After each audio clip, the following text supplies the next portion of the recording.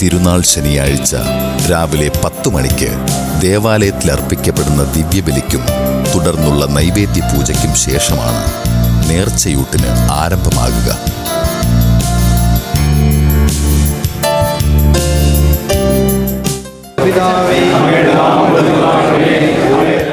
സദ്യയുടെ വിഭവങ്ങൾ വികാരിയച്ചൻ ആശീർവദിക്കുന്നതോടെ മണിക്കൂറുകളോളം ക്ഷമയോടെ കാത്തുനിൽക്കുന്ന ഭക്തജനങ്ങളുടെ പ്രവാഹത്തിന് ഊട്ടുശാല സാക്ഷ്യം വഹിക്കുന്നു.